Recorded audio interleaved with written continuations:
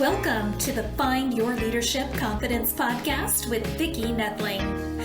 You are about to discover impactful lessons that help you grow as an individual, grow your confidence, and find the positive and good within you, so you powerfully and authentically become the best version of yourself. Be sure you visit our website at www.findyourleadershipconfidence.com. While you're there, subscribe to us via your favorite network. Now tune in, get ready, and enjoy the journey of emerging as a leader of exception in the 21st century. Welcome, everyone, to the Find Your Leadership Confidence podcast. I'm your host, Vicki Noethling, coming to you from Roswell, Georgia. The goal of this podcast is to bring topics and guests that will empower you to take your business or your life to the next level. Today, I am so excited to have my guest, Anne Donovan. And let me tell you about Anne. So she is a human resource leader known for developing new programs and training, dramatically improving employee retention and leadership performance.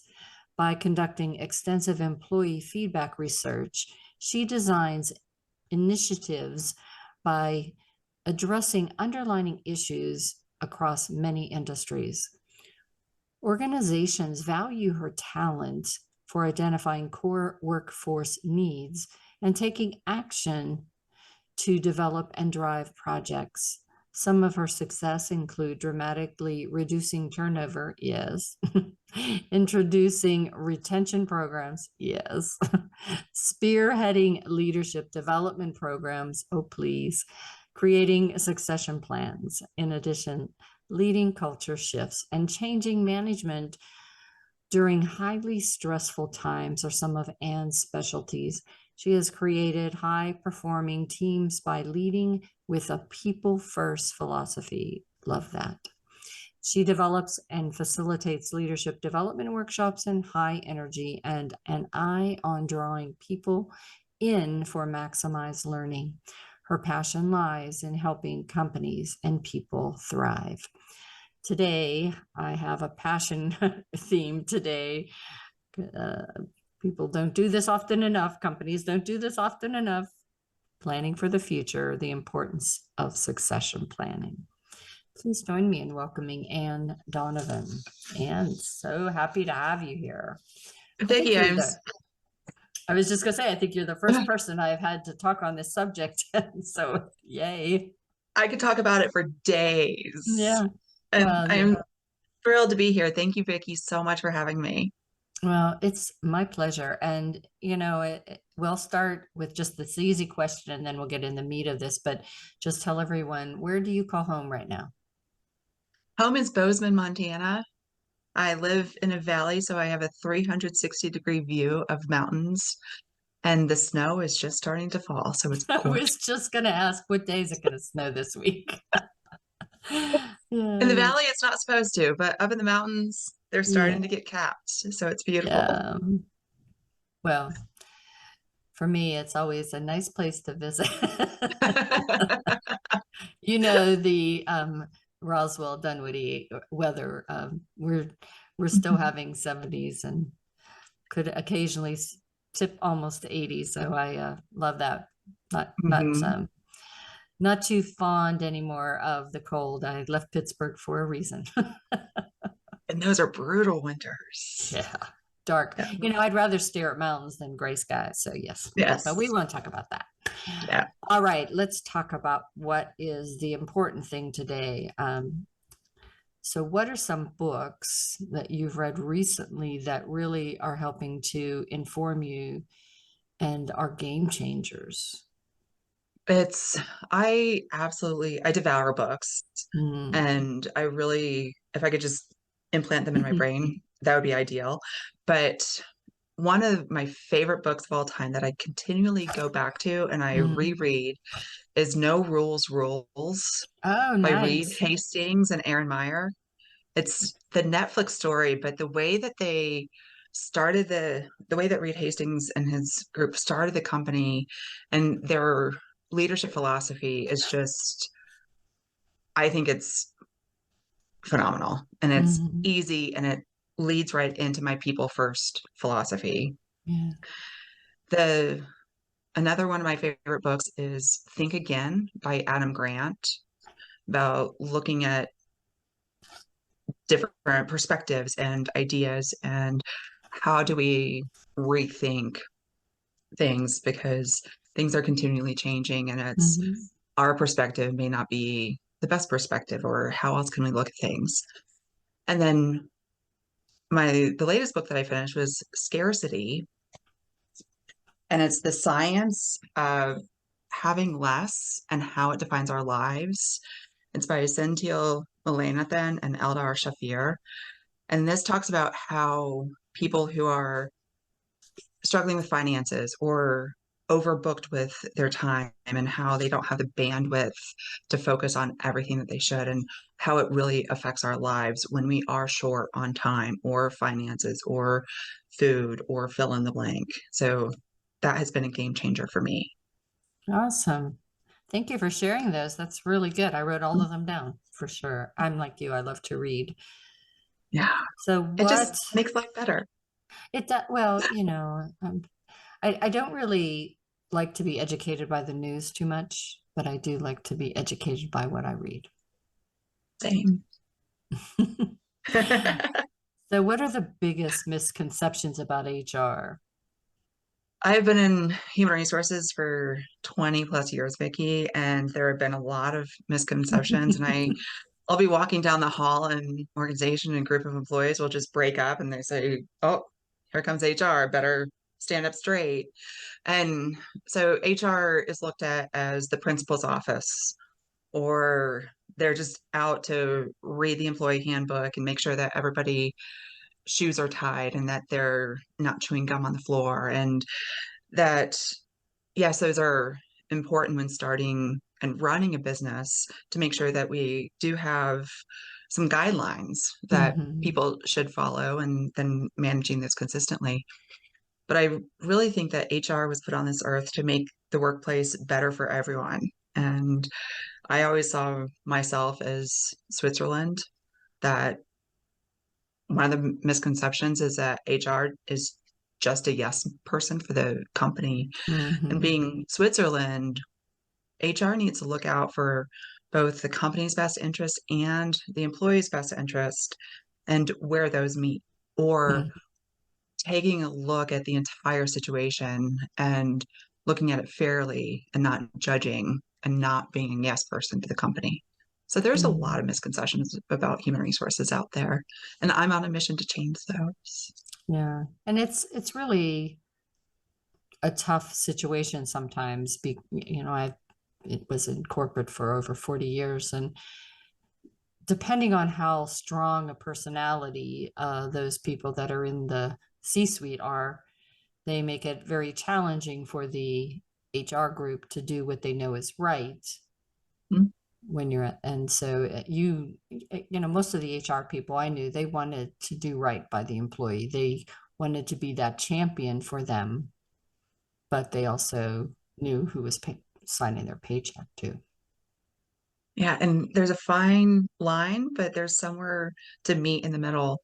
Mm-hmm. And with the workforce and the labor market, what it is now, we've seen a shift from the HRs, the paper pushers and administration, to more of the leading the strategy for the organization and developing the mission, vision, values, and finally getting in the C-suite's ear and being a part of it. So Mm-hmm. I'm excited about where the field is going. And I think that I really applaud the people who were in those seats before that have gotten us to where we are now.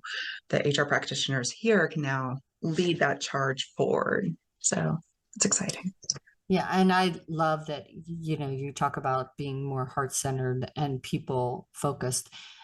What I teach in leadership and why I started doing this after retirement was that we in 21st century cannot lead the way we did when, in the 70s and 80s when I started in business. And you have to take into consideration the community that is your workforce. And so I love that you are aligned with putting the people first. What And with is, go ahead, please. and I No, just no. think that with the people first philosophy, it can lead to so many more successes within the company. And it's not just successes with, yay, we have a better benefit package, or yay, we've seen a decline in turnover, but it's successes in revenue, it's successes in customer retention. And so if we have a Mhm. people first philosophy with our employees, that just leads throughout the entire organization to be Mhm. people first with our customers and our vendors and suppliers and all the other partners that we work with. Yeah, that's so true. If you think about it, first of all, if I'm people first, then I'm going to be able to share with my team how what they do is important to the vision, to the mission, to the company, that they just don't think I come in here and I'm just a clog in this wheel type of thing. But also whenever you feel that you're part of the solution and you're proud of what you've done, then you're going to be less apt to change, or you'll be more loyal to that company, and you could be more of a champion for that company. So now you're going to be that person that's out there marketing for the company, even though it's not maybe in your job description, but you, just by saying what a great company it is going to make people want to be a customer of that company. So it's just such a win-win, where if you have somebody that's mistreated, that feels not important, then they're not going to want to stay. And they're certainly not going to tell anything good about that company that would make anybody want to buy from that company. Exactly. Mm-hmm. Mhm. Not a hard concept to get around you. So everyone has someone they look up to, or a mentor that had an impact on their career.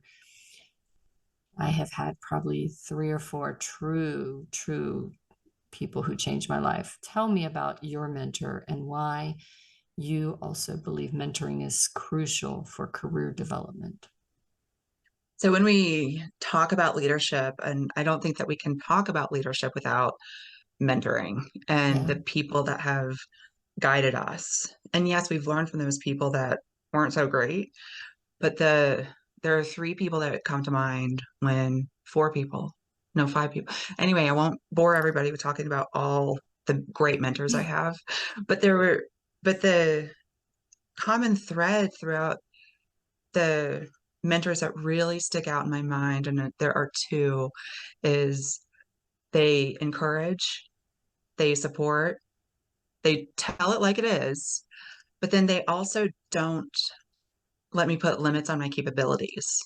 It really is, you can do anything that you put your mind to.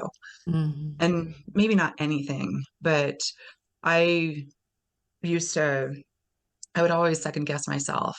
And these 2 mentors were thinking, you don't need to second guess yourself. You need to get over that hump and get over whatever fear you're Yeah. facing. Find your confidence deep within and just go for it.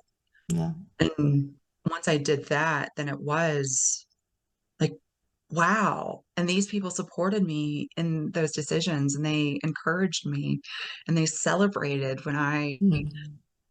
overcame all of that. And that's what we Mm-hmm. all need, is that Yeah. encouragement and support, and definitely the celebration at the end. Yeah.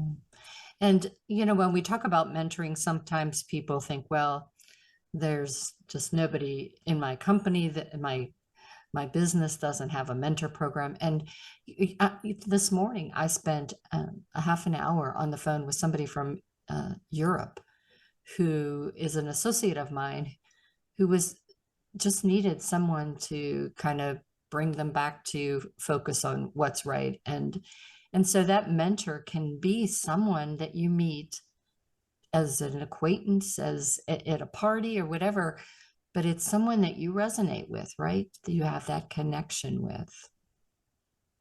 100%. And mentors take all different shapes and forms. It doesn't have to be somebody who's senior, as you said, they don't have to be someone senior in the organization. They don't even have to be in your organization. It could be somebody whom you admire who's younger or in a different field, or, but Mm-hmm. looking out for those opportunities to gain mentorship, but then also looking for those opportunities to seek those mentorships and to be a mentor to others, because we all have things to give to each other. And I think one of the good points you made too is sometimes when you get in that director level, that C-suite level, you might think, well, I'm the boss. I don't want people to think that I don't have all the answers. And those are the people that really do need that ear to be able to just run by this idea, or, just that barometer to say, from your perspective, where am I coming from? Maybe they're just looking at this level and they need to look lower to be able to reach their people. And to accept that feedback when, surprising. And it shocked me last year as I was going through some change that, you know what, I don't know everything. And it killed me to tell people that and to ask for help. But now I'm to the point where I'm just, yep, don't know that. Can you help me? Don't know that either. And just how freeing that has been for me. Yeah. So. And I think the fact that in some ways, even though people in some cases don't like technology, but in some ways, because technology changes so quickly, it's just a given. We don't know. I mean, we just don't know. And you have to ask. And for me, then I look at it maybe not as embarrassment, but it's so exciting. Oh my gosh, I'm going to learn something new and interesting, and be able to push myself in my outside of my comfort level. Isn't it fun? It can be terrifying, but it's fun. Yeah. So, yeah. So you fear and courage are what make us confident in the long run. So what are the setbacks that you faced in your career, and how did you overcome them? Well, I alluded to them in that some of those setbacks have been just really bad bosses who they didn't know what they didn't know, or they were, I don't know, but I've had some bosses that weren't encouraging and supporting, that didn't allow mistakes. And so there was a culture of fear. But then the other setback, one that just devastated me, was I was laid off. And it was a gut punch because my career was my identity. And now what do I do? Yeah. But after that, I took some time. I had some couch days. I'm not going to lie about that. But then I realized the possibilities that could open up, that I was free to go explore those opportunities. And that's how I landed in Montana. I wasn't tied down to a job. I knew somebody out in Montana, and I just came out to visit. Like so many others, I just never left. But I never would have done that had it not been for my career being ripped out from under me. So, yeah, you have these God blessings, and you just never know. At the time, they don't feel that way, but a lot of times they are. All right. So if you could go back in time, what's one piece of advice that you would have given yourself before you started this entrepreneurship? Start earlier. Don't wait. I speak a lot about fear because I was petrified of losing the stability of a steady paycheck. I was petrified of not knowing what to do as I crawl through this unknown world of entrepreneurship. I was afraid of rejection from I don't know who, but so if I could go back in time, I would say, you are smart, you are capable, you can do this. And was it Stuart Smalley that said, by golly, people like you? So finding that confidence and overcoming that fear and getting started on it much earlier than I did. And the one thing that I can say now is that I am I cannot be happier that I at least started when I did. Yeah. Just wish it could have been earlier. Yeah. So, For sure. mhm. All right. And then the last question before we have rapid fire is, what's your favorite part of what you do? Oh my gosh. I love building connections. I love um, seeing the potential in people and helping them to see their own potential and what they can do. Yeah. I love creating idea or initiatives that can really help a company survive, not just survive, but thrive. Yeah. And my mission with my work is to increase employee retention. And so getting out the message and talking to people about what employee retention really means. And it all comes back to that people first philosophy. And I just really love the getting out into the community, talking to people in the community and building strong relationships. It's really Awesome. fun. Yeah. Yeah. Yeah. I'm telling you, we're just like so, we could be sisters. We're just so much alike of what we want.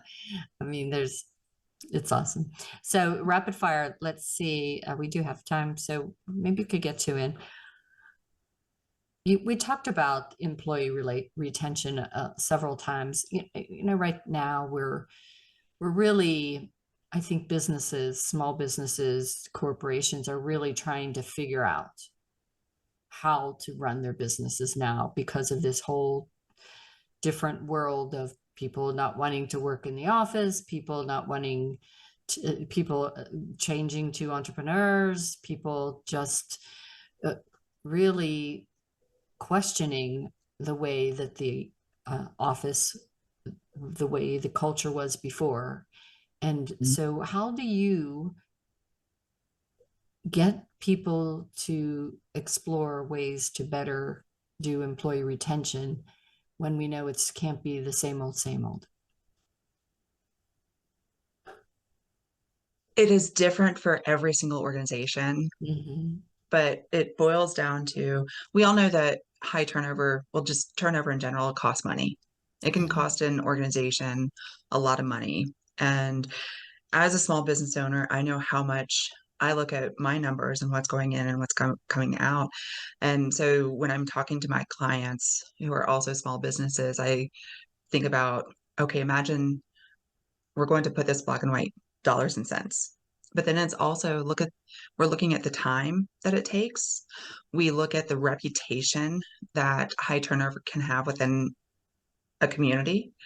And so it's really digging deep down into the human resources practices from hire to retire and seeing how much of an impact increasing employee retention can have. And the conversation is different for every organization, but really bringing in the team and communicating and letting them come up with their own ideas has had a great impact as well Yeah. because they're working in the business and on the business and they should come up with ideas on how to solve situations too. I just give them advice. Here's Yeah. what's worked for me, doesn't necessarily work for everyone, but here's some things to start thinking about to get those wheels Yeah. turning. And you really, Mhm. as we were talking earlier, you just have to try it and see what works. It just be bold enough to not say no, that won't work for me because like different world. Yes. It is just an open mind. And I'm a firm believer that there is a solution to every challenge. We just have Yeah. to come together, talk about it, find what that solution is. And then, as you said, keep that open mind to different Hmm. ideas. Yeah. Yeah. So where do you see HR, human resources field going in the future? I'm excited about where it's going. And I think that it will get away from, oh no, here comes HR, the principal's walking down the hall, to more of HR is an advocate for the employee, but HR is also, they know the business inside and out. And that's why they can make really strong recommendations and really Yeah. strong ideas that benefit employees and the company. Because it's when people say, yeah, you're HR and you have to do what the company says because they sign your paycheck, it's more of I need to do what's best for the company, especially when that means being an advocate for the employee and knowing how I can impact that. So that's where I see human resources going, is that the perception will change. It's C-suite will realize that HR does it at a ton of value, and that they really have their hand on the beat of the employee. So, I and think work will be much more fun. I think one of the directions that people in the HR field, my experience in all over the years is that you try to fill a butt in the seat, and it really needs to make a company stronger. You have to hire the right people, and it's not just reading a resume. And so if we could do anything to help, if it is the HR person that is doing the hiring, I guess if we could do anything to help them in your development, your education programs that you offer, is to help the HR people understand how to hire by asking the right questions to fill that position, and not just what does their resume say in terms of skill set, but what is their character? What is their attitude? What is their core value? And does it align with what we have? Absolutely. And when I'm building any program, it's those core values are at the heart and soul of it all. Yeah. And as you're recruiting, are you looking for somebody that aligns with those core values, as you mentioned, as you're interviewing, as you're onboarding, and then through every step of the employee experience? But then it's also, is leadership living those core values, or is it just words on a wall that we say we have, but is it really alive and well in the entire organization? Yeah. Very true. Yeah. Well, it's been so wonderful talking to you, and I'm sure everybody is anxious to hear how they can get in touch with you to learn more, see how you might be able to help them, because you do love to help people. So let me share my screen. Alrighty, so to get in touch with Anne, you would go to https www. I'm sorry, no www in hers. https:// Donovan HR Solutions. That's DONOVAN HR SOLUTIONS. DonovanHRSolutions.com. She's on LinkedIn at Anne-Donovan SPHR-SHRM-SCP. And you are now going to hear from Anne herself as to what you can find when you go to her website or her LinkedIn site. So Anne, it's all yours. Thank you, Vicki. So as you go into my website, I have different employee retention ideas through there. I offer a few different packages that focus on your organization's particular needs. I do put out a bi-weekly blog about employee retention, succession planning, which is a hot topic right now with high turnover. I have this podcast will be out there as well. And then on LinkedIn, I post frequently about anything human resources related, primarily employee retention. But lately there's a lot of job seekers out there. So I have been reposting recruiters who give some job seeking tips. So awesome. So I just want to encourage everyone, when it comes to succession planning, it's really finding the right people, making sure that they stay happy. So that's why we talk so much about the retention, but keeping your eyes and your ears open to finding who is really demonstrating those leadership skills that would make your company stronger. Don't just promote because they are great at Excel or, project management even. How good are they with people? Do they align with what the company's values are that would be a good steward for you if you would leave? And so succession planning should be on everybody's mind every day of the week. With that, I'd like to again thank you, Anne, for being such an awesome guest. And I'd love to have you back so we can talk more HR and answer any new questions that have come up. As always, I remind everyone, life is a journey, and it's up to you to enjoy the ride. This is Vicki Noethling signing off. Thank you for tuning into the Find Your Leadership Confidence podcast with Vicki Noethling, where we share impactful lessons that help you grow as an individual, grow your confidence, and find the positive and good within you so you powerfully and authentically become the best version of yourself. Remember to visit our website at www.findyourleadershipconfidence.com and enjoy even more great episodes like this one. Again, while you're here, subscribe to us via your favorite network. We look forward to seeing you next time on the Find Your Leadership Confidence podcast.